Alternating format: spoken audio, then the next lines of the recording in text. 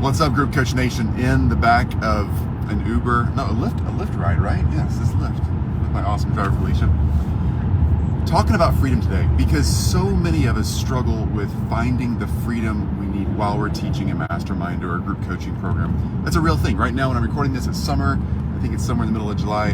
But travel and free time is a really big part of my life and my family's life. You follow what I do at all, you know that. That's a big deal for us. But that's a trick that you have to learn to figure out because teaching often becomes consuming. And for many of us, when we start teaching our own info product, if that's an online course, a group coaching program, a mastermind, whatever it is for you, when you start making that transition to teaching something to a live group, in my case, I teach 2 masterminds a week, right? It can take up time.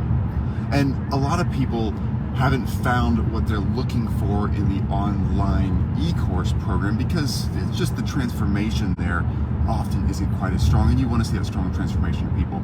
But it's scary to have something where you're committed to showing up week after week after week.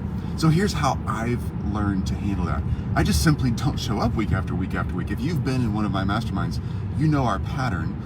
We often teach for 10, 12 weeks at a time, and we'll blitz a full quarter, help people make some significant changes. But then like in the summertime, wintertime, over the holidays, different times of the year, we're pretty consistent about taking significant amounts of time off. Like for instance, our last class, again, it's mid-July right now. I think it's the 18th if I'm not correct. Sorry, I've been traveling a bunch, so I'm kind of lost on my dates. But our last mastermind class ended sometime mid-June, I think. And our next one doesn't start till September 8th. So there's a lot of gap there, right?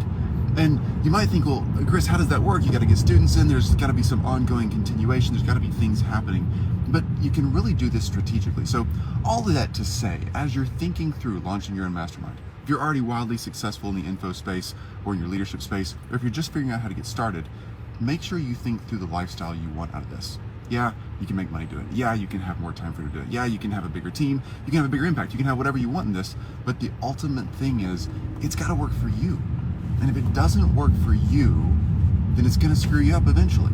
It's going to burn you out, and you're going to be sick of it, and you're not going to be as effective at it. You know, that goes with anything in life. If it's an athletic venture, if it's parenting our kids, if it's the relationships you have in your life that are super special to you, if it's not the right thing, we experience burnout, and then we're not as effective, not as great as we want to be in that space. So you got this. Own that spot that is you and build around that. Obviously, there's lots of ins and outs of how to do that, and it depends on your situation. Lean in, ask questions. GroupCoachNation.com. We have tons of information on how to sort this out, videos for you to watch, things for you to like get your head around. How do I actually make this happen? How do I make this transition work for me in my already busy and kind of overly run life, right? I get it. That's where we all start. You got this. I'm Chris Williams. Ask questions here in the comment threads or wherever you find this information. We will do our best to get info back to you. All right, talk soon.